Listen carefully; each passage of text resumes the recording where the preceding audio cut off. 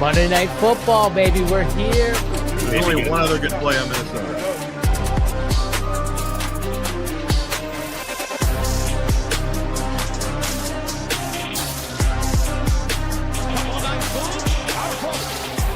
Touchdown in 46 seconds. Punches back. Touchdown.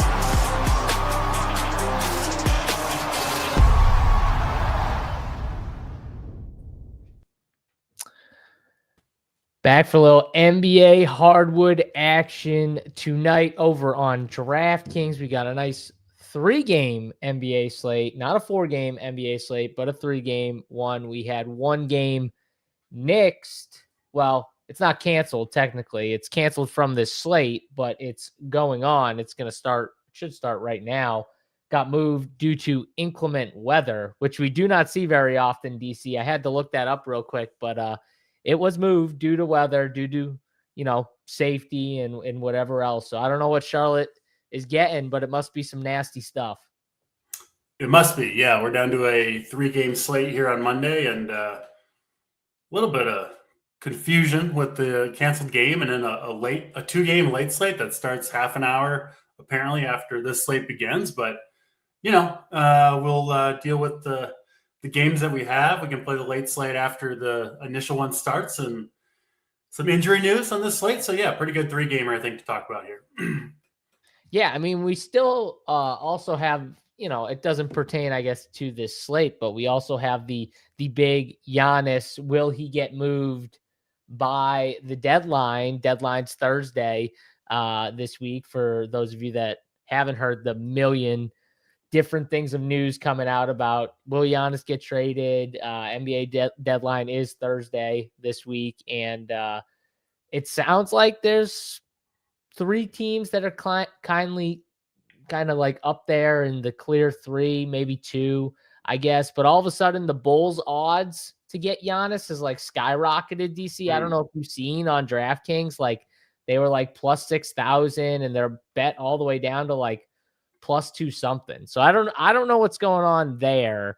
What I read about the Bulls would be that it would make more sense for them to get Giannis if they got him like in the off season, like, so not by the trade deadline, because they'd have like more money opened up or something like that. And so it'd be easier. They wouldn't have to do as many moves.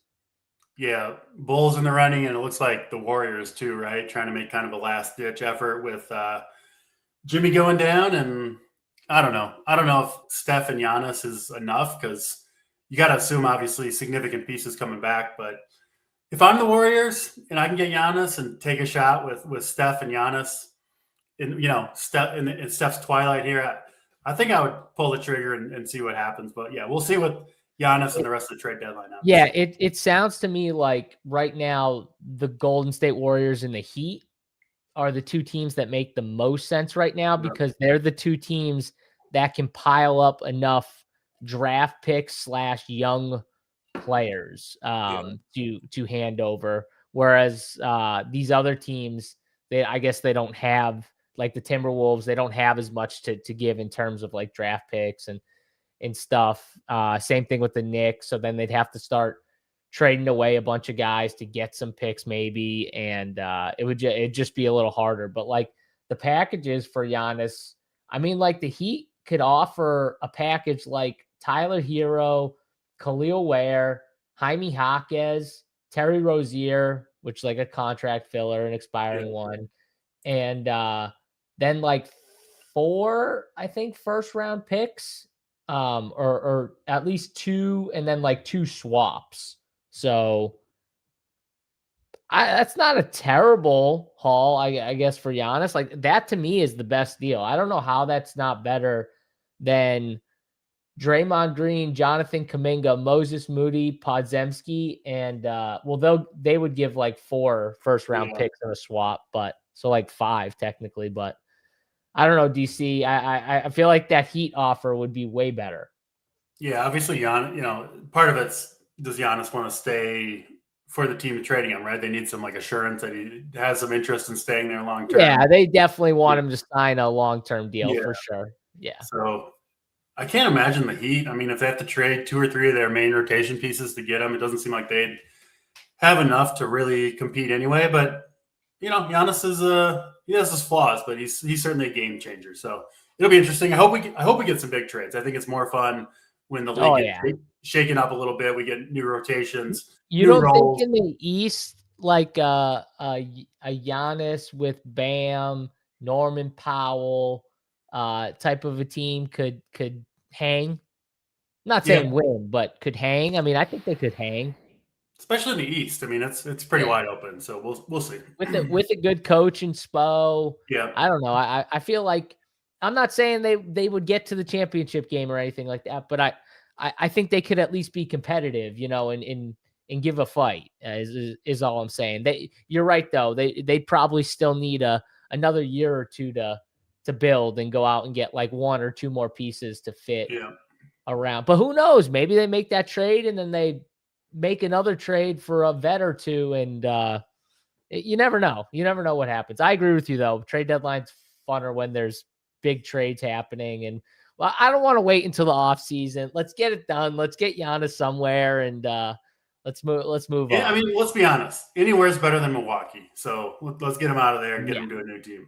Yeah, and think about it too, DC. Like if Giannis goes, you have to expect like Bobby Portis is going to go in the trade deadline, not to the team Giannis is going to. I'm just saying, like, they're going to start trying to unload some of their vets. You know what I mean?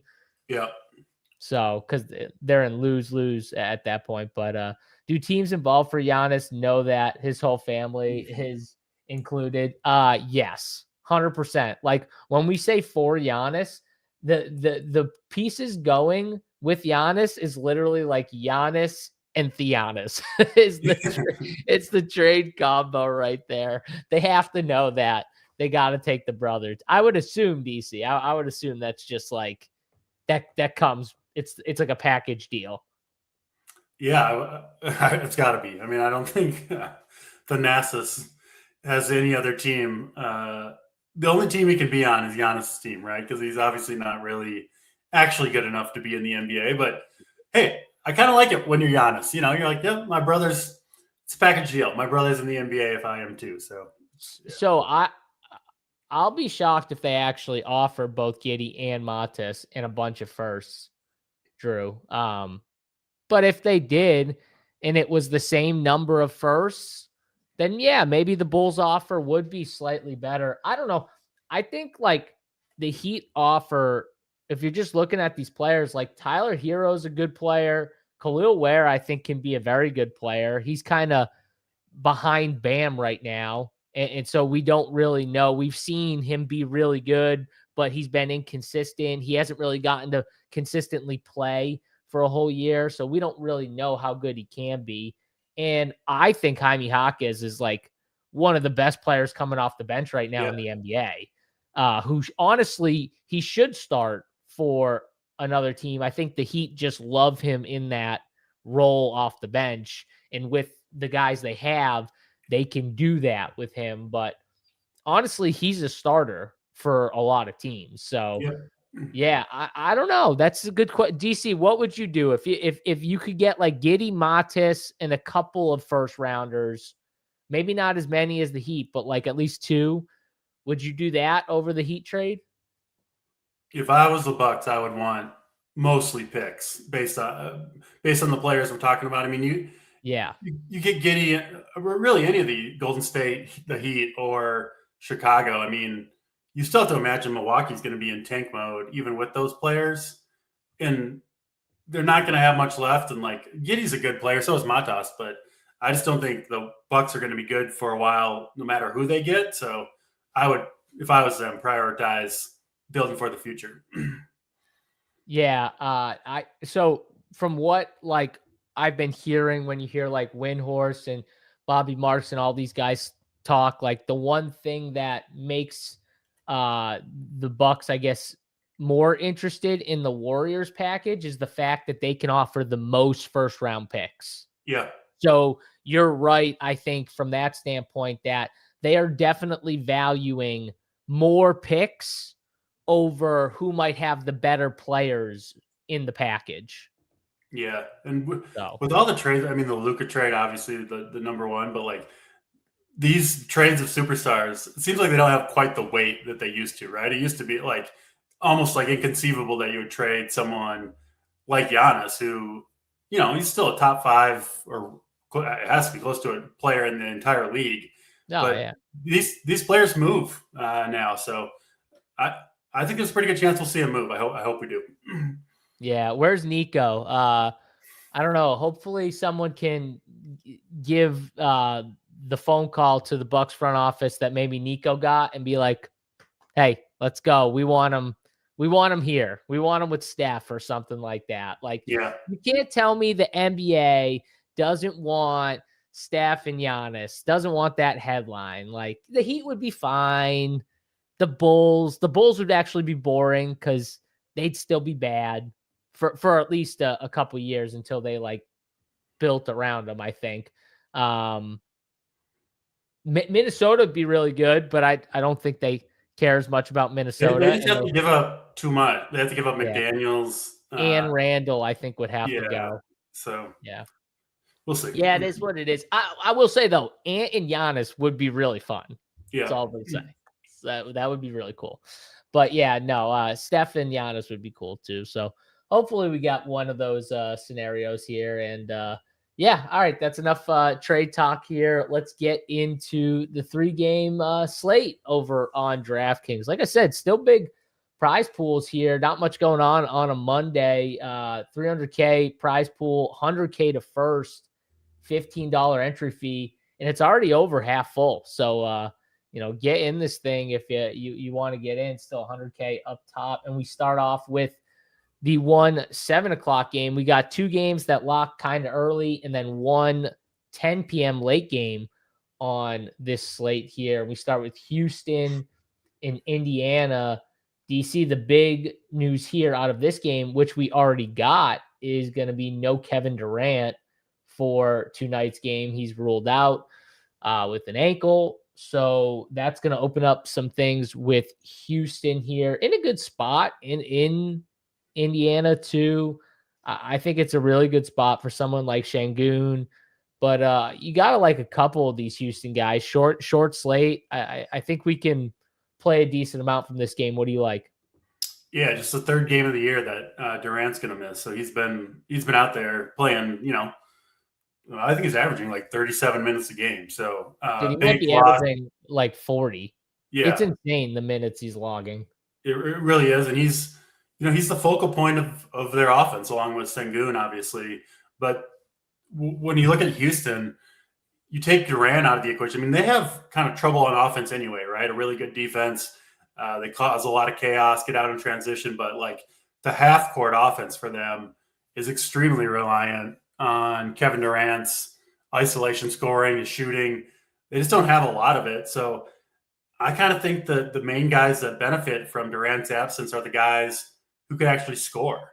So I think at Şengün a little bit, but like someone like Amin Thompson, I just don't know how much more offensive load he's going to take on with his, offensive limitations. Let's be honest. He's not a shooter at all. And I just don't think Durant's usage really funnels to Thompson. I think it goes to Şengün partly. But then I think Eason, Jabari Smith, and Reed Shepherd all get pretty big bumps. Eason shooting the lights out this year, 44% from 3. He can stretch the floor. I think they'll need him for more minutes. I think he'll start for Durant. Not 100% sure on that, but that would be my guess. And then I like Jabari. Reed Shepherd, I think, could see more minutes. A good scorer, good shooter. And then, Şengün, I do think, gets a bigger workload here too. So a little bit spread around on the Rockets where it goes without Durant. But, Şengün, Jabari, Shepherd, I think are the 3 biggest beneficiaries. Thompson a little bit too, but I think his role stays mostly the same. So Houston, certainly a team you got to look at on this 3-game slate. Indiana, pretty much fully healthy outside of the long-term absences of Toppin and Halliburton. I don't like their side nearly as much. I think McConnell's interesting down to 4,100. He's one I don't like playing him when he gets up to close to 5K, but when he gets down to the 4K range, I don't mind him, even though the minutes are obviously not consistent. But yeah, I think the Houston side, way more interesting in this one overall. Yeah, so a couple things. DC first, did you see who Houston's been linked to for a trade? They're actually linked to maybe a Kobe White trade from the Bulls.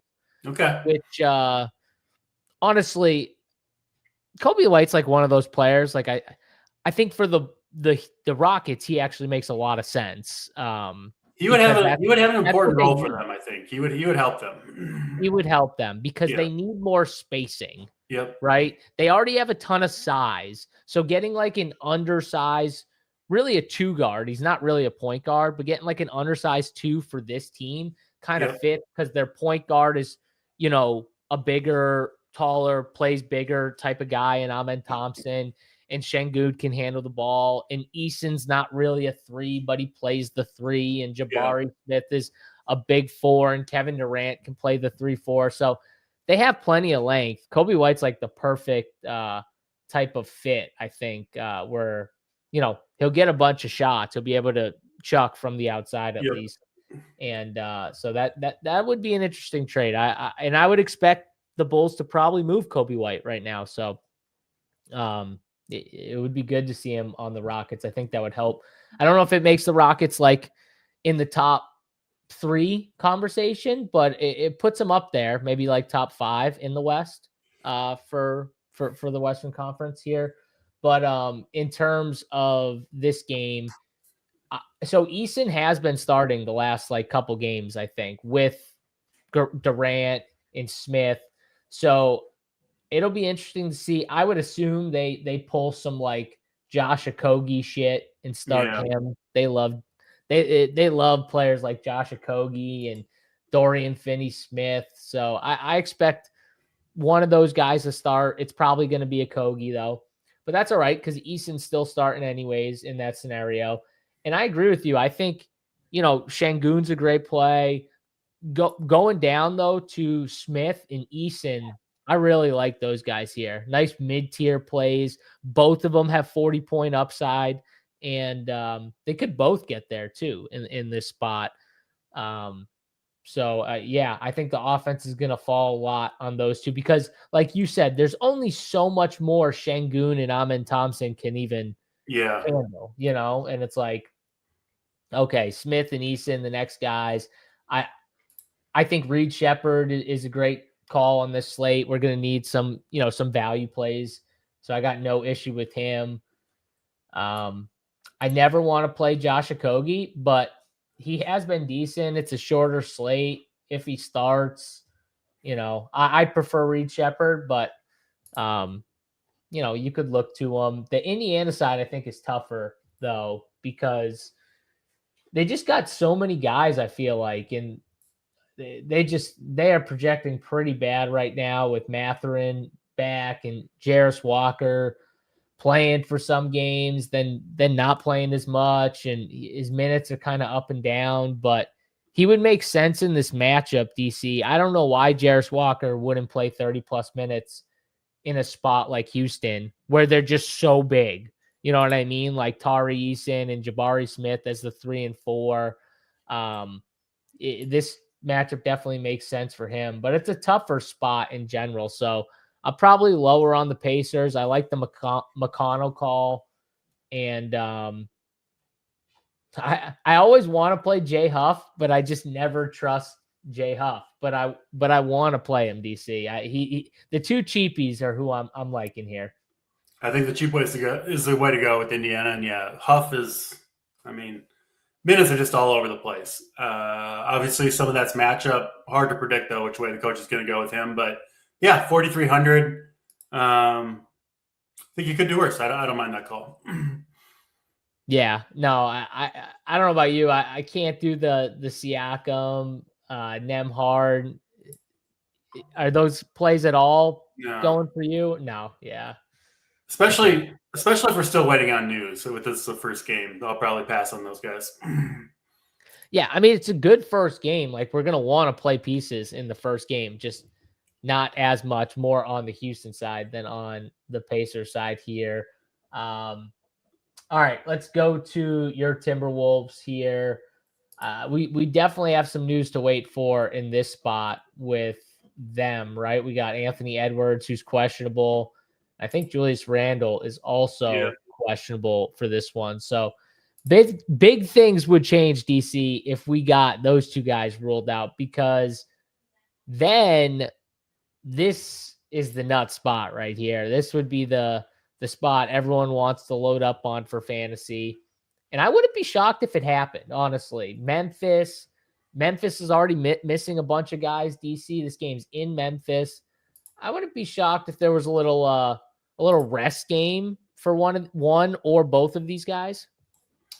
Yeah, certainly possible. The line seems like it would indicate that. It is in Memphis, but Minnesota favored by 6. I think they'd be bigger favorites if both these guys were not on the injury report. So maybe one of Edwards or Randall sits. I will say both these guys don't miss many games. Randall hasn't missed a game the entire year, played 35 minutes in their last game on 3 days ago on January 31st.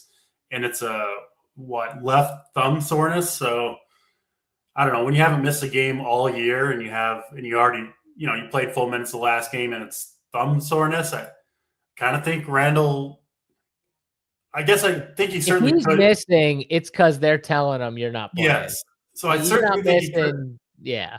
He could play. Whether or not he does is another question. The same thing for Edwards. I mean, it's back spasms. I assume he could go. He would go if he needed to. But we'll see. Players miss games for all kinds of reasons in the NBA. So obviously, though, if one of those guys misses, I think Minnesota becomes the best overall team on the slate. And if they're both out on a 3-game slate, I mean, you're going to want to load up on a ton of Minnesota.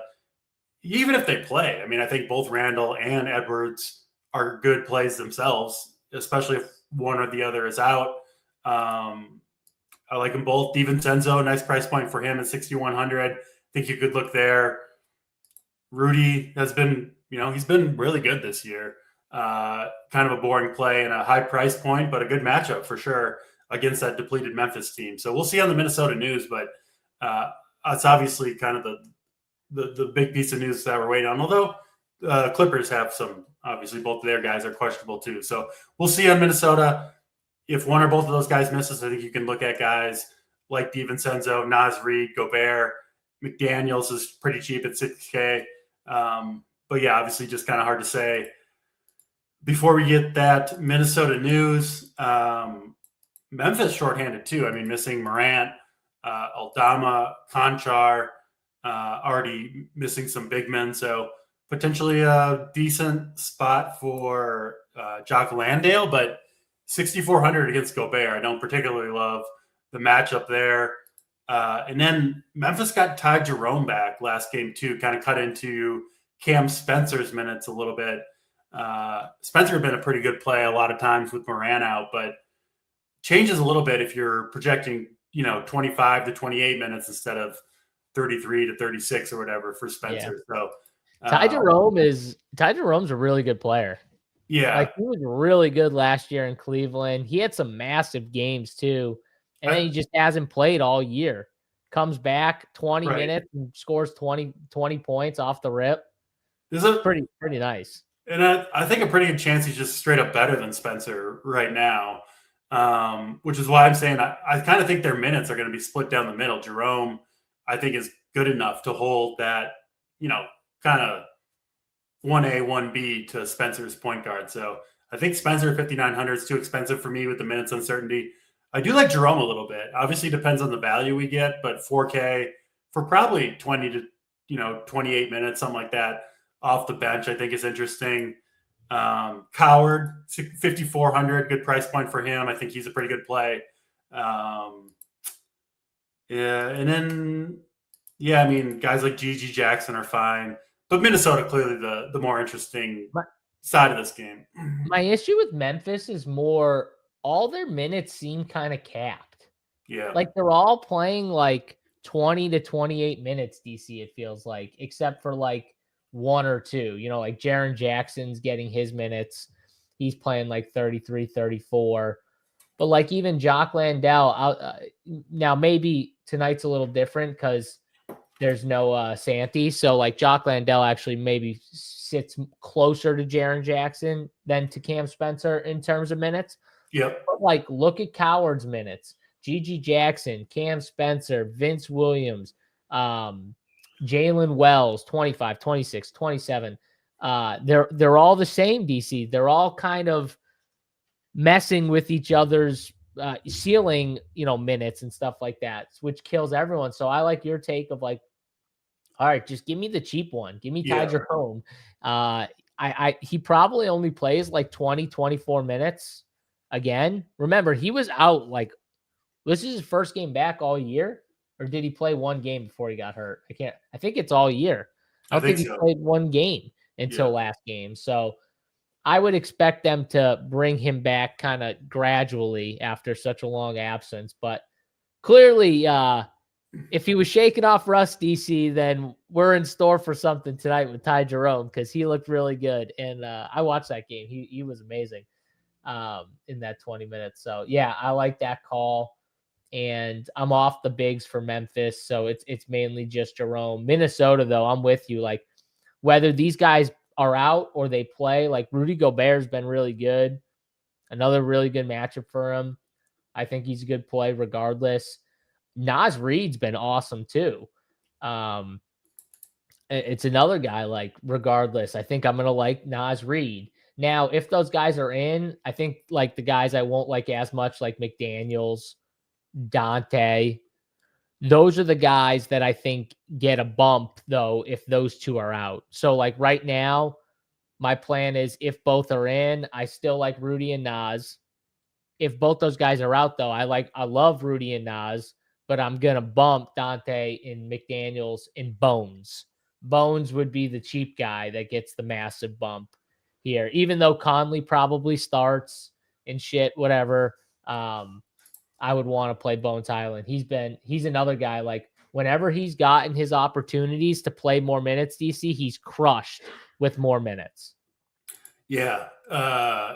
They need the scoring if Edwards is out. So that Edwards to Bones, right? That's kind of the direct corollary, I think, between the two.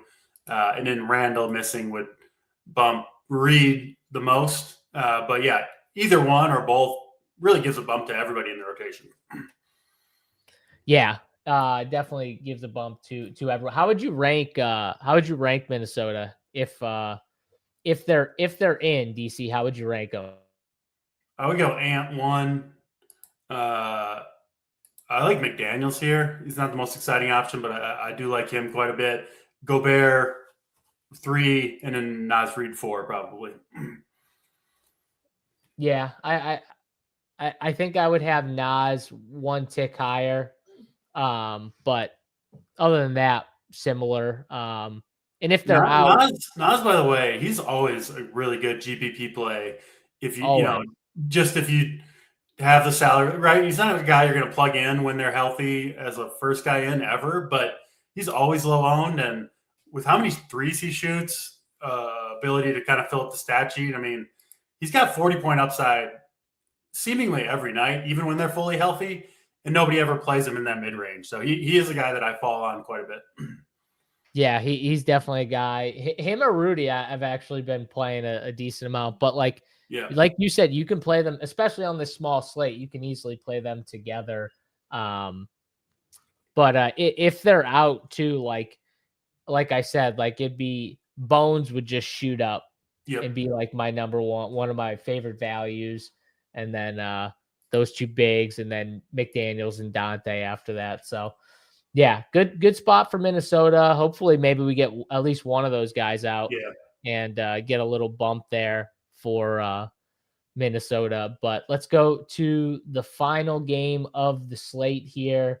Philadelphia against the Clippers. This game's in LA. And we got a couple things right now. Was James Harden questionable, DC? Yeah, him and Kawhi both are. Okay. So, obviously, Kawhi played last night, too. Harden didn't. Right? Yeah. was personal issue for Harden, right? Yep. So probably back would be my guess. And then And Kawhi, Kawhi's probably highly questionable. yeah, back to back, and I think would be the 3rd and 4 nights for Kawhi. So I think a much higher chance that Kawhi sits than Harden does. But obviously, if Kawhi's out and Harden's in, Harden becomes a really strong play, and vice versa. I would say if Harden's out and Kawhi's in, and if they're both out, which I do think is somewhat unlikely, but man, you'd have to like the rest of the Clippers are pretty gross play, like not guys you love playing, but someone's going to have to do something. I mean, Zubac, John Collins at 5,300, if they both missed, you'd have to consider. I mean, even a Chris Dunn. John Collins has actually had 30-plus fantasy points in 3 of his last 4 games, DC. Do we really got to play John Collins on this slate? You never have to play John Collins. I'll say that. But I think he would be a pretty good play if they both missed. Oh, God. Never a good slate when John Collins. I don't play a lot of John Collins. I'm with you. Don't play a lot of John Collins. I don't either. Damn, Jordan Miller's still been playing pretty well. He's 5K. Yeah. Definitely would need Kawhi out, right? Yeah. For someone like him at that price tag. Even Chris Dunn, 4,700. Like, don't love it, but if it kind of fits, you got Quentin Grimes down here at 4,400. No, they've just been running like, Kelly Oubre. I always like Kelly Oubre because Oubre is one of those guys. He's like always a good tournament play because he's kind of boom bust. Really, you're going to get those 40 bangers, and then you're going to get those 37-minute 7 fantasy point games. Yeah. So you showed you both sides of the coin the last 2 games. There's a wide range, but that is Kelly Oubre right there. That's just what you get. There's fun, and then there's really, really bad pain. And Kelly Oubre will bring you both at times, but that's what makes him a good tournament play. I think wouldn't be surprised to I think Harden's going to play. Not the best spot on the other side, though, for like these Philly studs, DC, like Embiid, Maxey. I kind of want to play Maxey. I wonder what's his ownership going to be on the slate. I got you. 20. So him and Embiid are like 20 and 30. Yeah. That kind of makes sense. But between those two guys and like Harden, how are you ranking them? Because it seems like they're all going to be like 20 to 30%. Harden's my favorite if Kawhi misses. If everybody's in, I actually think I kind of like the Sixers stars a little bit better. I mean, Embiid, he's been awesome. Really consistent, ceiling games. And yeah, I think the matchup, I think he can win against Zubac. So I would put Embiid number 1 if everybody's in, Maxey 2. Probably even if Kawhi goes, I'm a little bit worried about the minutes with 3 and 4 nights in the back-to-back. So I'd put Harden 3. I feel like they've been pretty careful with his minutes anyways, right? Like 28, 31, 30. I know for a while he was logging big minutes, but I think it kind of caught up to him. It kind of seems like they're pulling back a little bit now. Yeah, well, then he went out for a little bit, right? And they're like, all right, we got to pull back maybe a little. So, yeah, I can't play Kawhi even if he's in. I agree with you there. If he's out, it is probably Harden 1. And then, Embiid, Maxey. Yeah, it'd probably be Embiid then Maxey. At times, Maxey is just so aggressive, and then at times I feel like he's just so passive. It's very, very. I think he just knows like he's good enough to be like the best player on the team, but Joel's also there, and when he's in, it's like hard for him not to be the number 1 guy, like in Embiid's head. So he tries to like play that game with Embiid. So it's not just all him all the time. Maxey also has to deal with Chris Dunn in this game, who's a really good on-ball defender. Could slow him down a little bit. So I do lean Embiid over Maxey between the two. I don't even know if it slows him down. I think it would just make him more pass. I think it's just more accepting of the, okay, Joel, you take this shot. Or VJ, because VJ is aggressive, man. For a young kid, he's pretty fearless when they just say, go, and he plays a ton of minutes. So Yeah, I'll go Harden 1-2 at the top, and then I like Oubre still. I don't love these value plays though. Like once you No, start getting down low, do you see anything like super cheap that we can play here, DC? Is there anyone? not unless one of Kawhi or Harden misses. If they're both in, I don't really like the Clippers value at all. And Like, can we Philly with play Kobe Sanders if Kawhi's out, or something like that? He's been getting minutes.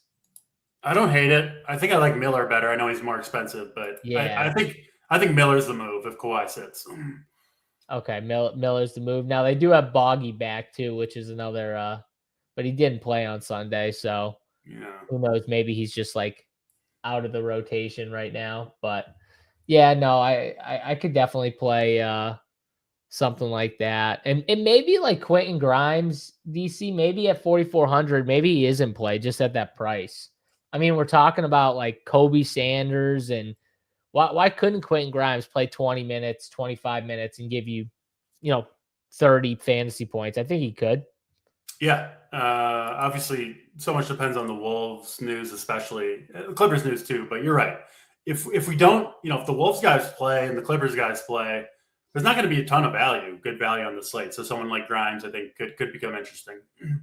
Yeah, no, because like the best spots right now are clearly Houston and Minnesota are like the Right. clear two best spots on the slate. And depending on if one or two of those guys are out, Minnesota becomes one, Houston's two, but it's 1-2 with them, and then it's the rest. Like even if Kawhi was out, I'd still probably put Minnesota and Houston as 1-2 Yeah, I for like agree. spots. Yep.